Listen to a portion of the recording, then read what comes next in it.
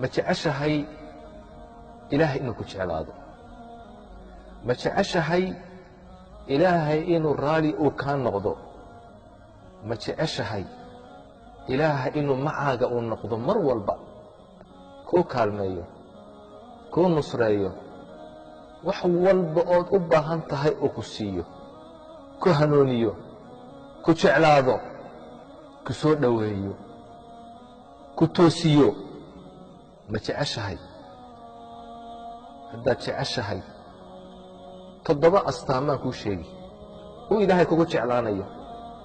raalli kaaga noqonayo aad ugu dhowaanaysid waa 7 sifo inaad ku sugnaatid sifada koobaad waa alixsaan waa inaad fiicnaatid hadalkaagu inuu fiicnaado ficilkaagu inuu fiicnaado cibaadadaadu inay fiicnaato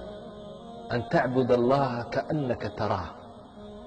inaad ilaahay u caabudid sidii qof arkayo oo kale inay akhlaaqdaadu fiicnaato sidaasuu ilaahay kuu jeclaanayaa ilaahay waxau ihi waaxsinuu ina allaha yuxibu almuxsiniin wanaagsanaada buu ilaahay yidhi darajada alixsaan gaadha ilaahay yuxibu wuxuu jecel yahay almuxsiniin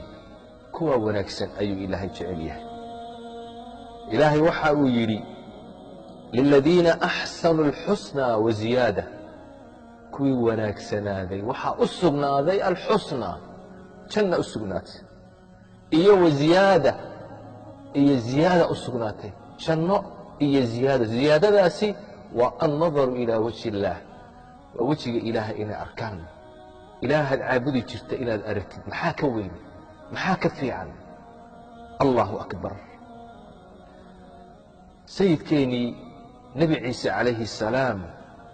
waxa uu yidhi laysa alixsaanu an tuxsina ilaa man axsana ilayk ixsaanku ma aha wanaaggu inaad wanaajisid qofkii ku wanaajiyey tilka mukaafa'a taa waxaa la yidhaahdaa wanaag oo qofkii u abaalgudday ayaa la yidhaahdaa ixsaanku muxuu yahay waxa uu yidhi an tuxsina ilaa man asaa'a ilayk qofkii ku xumeeyey ood wanaajisid weeyaan waa darajo sare maxay ku gaadheen inuu ilaahay raali uu ka noqdo inuu ilaahay jeclaado inay jannada galaan inay ilaahay arkaan maxay ku jeclaadeen kuwaas ilaahay waxau ihi innahum kaanuu qabla dalika muxsiniin waxay ahaayeen adduunka markay joogeen qaar wanaagsan bay ahaayeen akhlaaqdooda iyo qowlkoogu uu wanaagsan yahay idan sifada ugu horeeya astaanta ugu horaysa waa inaad noqotid qof fiican calaamadda labaad astaanta labaad uu ilaahay kugu jeclaanayo raali kaaga noqonayo waxa weeye attawba inaad ilaahay u toobad keentid mar walba ilaahay aad u noqotid ilaahay waxa uu yidhi ina allaha yuxibu altawaabiin ilaahay wuxuu jecel yahay kuwa mar walba toobad keena ay ilaahay u noqda ilaahay wuxuu doonayaa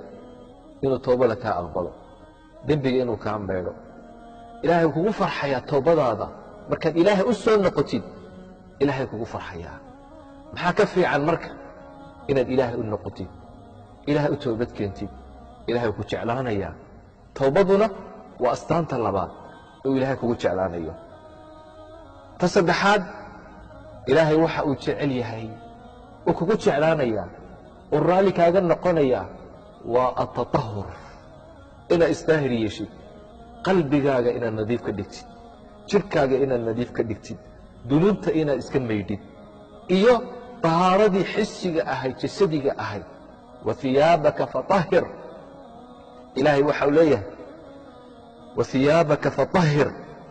ilaahay waxa uu jecel yahay kuwaasi isdaahir yeela ayuu ilaahay jecel yahay ina allaha yuxibu الtawaabiin wayuxibu اlmutaطahiriin kuwa isnadiifta ku dadaala iimaankooga iyo qalbigooga iyo caqligooga iyo jirkooga intaba nadiifiya nadaafadda ku dadaala taana ilaahay uu jecel yahay ilaahay baad ugu dhowaan raalli buu kaaga noqonayaa sifada afaraad oo alla kugu jeclaanayo kugu soo dhowaynayo darajo sare uu kugu siinayo ta afaraad oo alla ka cabsi ilaahay ood ka cabsatid ilaahay waxa uu leeyahay faina allaha yuxibu almuttaqiin ilaahay wuxuu jecel yahay kuwa ka cabsada isaga cadaabkiisa ka cabsada cuquubadiisa ka cabsada naartiisa ka cabsada iska ilaaliya macaasida daacada ilaahay u orda kuwaasuu ilaahay jecel yahay shirkiga iyo xumaanta iyo dunuubta ka fogaada astaanta shanaad uu ilaahay kugu jeclaanayo sifadaasi waa asabr inaad sabir yeelatid ilaahay waxau leeyahay wallaahu yuxibu asaabiriin ilaahay wuxuu jecel yahay kuwa sabra daacaadkiisa khayrka ku sabra maxaarimta ilaahay uu kaa xarimay ka sabra ka joogsada qadarka iyo masaa'ibka dhacaya ee qoran ku sabra kuwaasuu ilaahay jecel yahay ilaahay maxaa ka fiican jannada markuu ilaahay uu ku geeye ee jannada aad geshid ay malaa'igta kugu soo gasho ay tidhaahdo salaamun calaykum bimaa sabartum fanicma cuqba daar malaa'igtii baa soo gelaysa min kulli baab albaabada jannada waxay ku leeyihiin salaamun calaykum nabadgeliyo korkiina ahaato jannada maxaad ku gasheen waa bimaa sabartum sabirkiinni awgeed daacadii ilaahay baad ku sabirteen maxaarimtii baad ka sabirteen qadarkii ilaahay ayaad ku sabirteen ta lixaad waa altawakul cala allah ilaahay ood tala saaratid asbaabta ood la timaadid aad ilaahay arrintaada u dhiibatid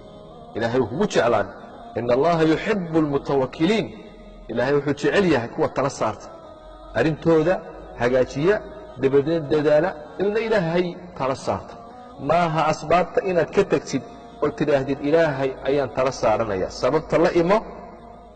ilaahayna tala saaro acqilhaa watawakal tawakulkuna waa wuxuu ilaahay kugu jeclaanayo ilaahay muna kugu fillayn ilaahay waxau hi alaysa allaahu bikaafin cabda ilaahay addoonkiisa muuna ku fillayn qofka ilaahay tala saarta ilaahay uu kugu filan yahay ta toddobaad waa cadaalad waa inaad la timaadid cadaaladda ilaahay uu jecel yahay awlaaddaada dhexdooda dadka dhexdooda naftaada xataa qof kale iyo adiga haddii aad isqabataan cadaalad yeela mar walba inaad cadaaladda aad ku dadaashid ilaahay waxau le ina allaha yuxibu almuqsitiin ilaahay wuxuu jecel yahay kuwa cadaaladda la yimaada cadaaladdan ku dadaalno toddobadaa sifo ilahay kugu jeclaanayaa raalli buu kaaga noqonayaa waa u dhowaanaysaa jannooyinka ilaahay ayaad ku gaadhaysaa ilaahay haynagu arsaaqo sifaadkaa wanaagsan wasalaamu calaykum waraxmat ullaahi